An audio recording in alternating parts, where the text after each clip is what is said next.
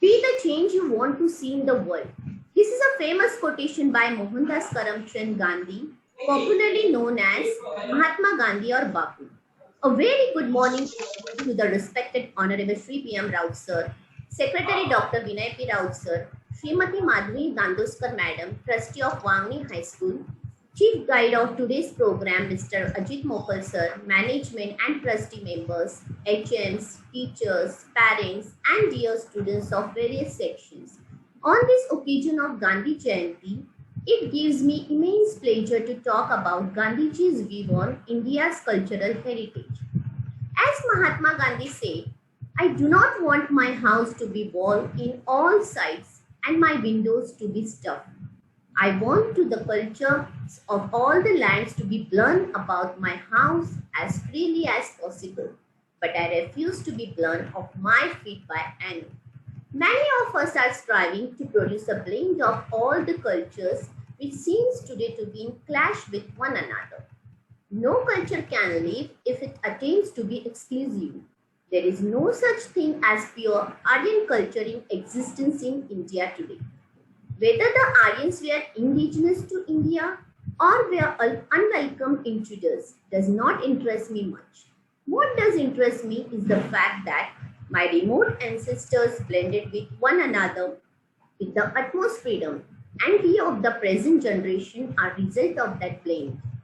Whether we are doing any good to the country of our birth and the tiny globe which sustains us, or whether we are a burden, the future alone will show.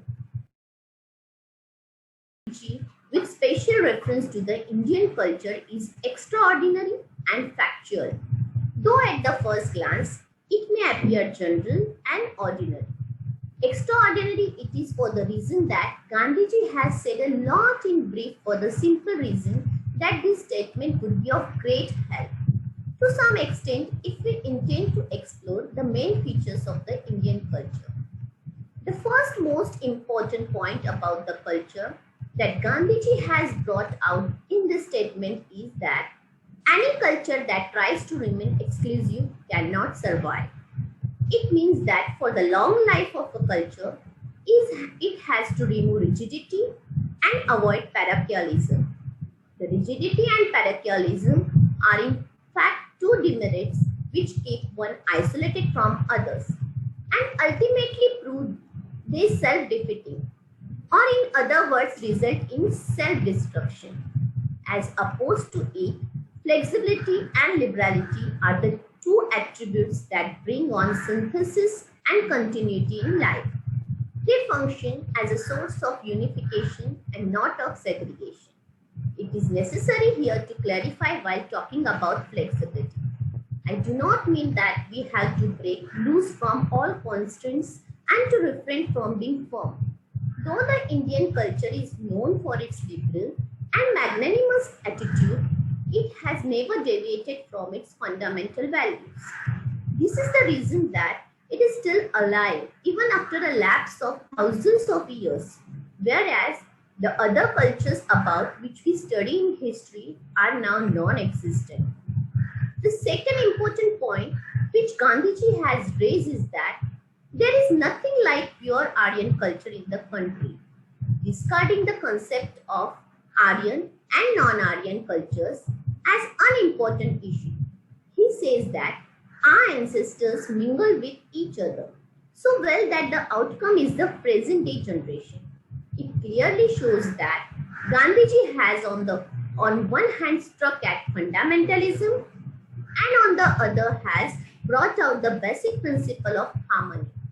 It is evident from history that the Indian culture many a time was subjected to fundamentalism, but it could not deviate from its basic principles of patience, tolerance, and above all non-violence.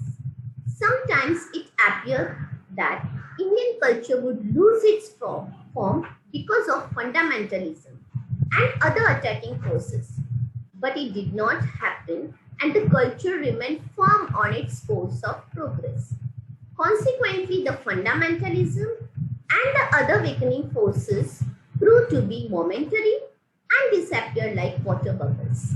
Synthesis is a significant feature of the Indian culture. We can also say that is the basic principle of the culture, the history of which goes back to the ancient past, or we can certainly line it up at least with the Dravidian era. Later on, many other cultures came in contact with the Indian culture and easily merged themselves into it according to the circumstances and conditions that prevail in India rather than those in the land of their origin. Gandhiji is very true when he says Indian culture nurtures the synthesis of those cultures which stayed in his country. They affected the Indian way of life and in return got influenced by it. It is fact that the Indian culture is grand and unique and has fostered other cultures. Gandhiji in his time was a great exponent and representative of Indian culture. Whatever views Gandhiji held on Indian culture and spoke about, he himself acted accordingly. He occupied himself with re-establishing the genuine cultural values throughout his life. Gandhiji urged his colleagues and the countrymen to act upon the real cultural values, but prior to it, he advised them to assimilate them. Gandhiji wrote, our culture is a treasure house of such great values as are hardly found in other cultures. Gandhiji's views as a representative of Indian culture are founded on facts, for they present it in right perspective. They make him an embodiment of cultural heritage. In brief, these views, along with his conduct conforming to them, will always remain capable of guiding one and all who would work with a desire to keep the true Indian culture alive. It is not all. They will also be a source of inspiration to all other cultures for the world for their longevity. I end with this quote as Gandhiji says, a nation's culture resides in the hearts and in the soul of its people. Jai Hind.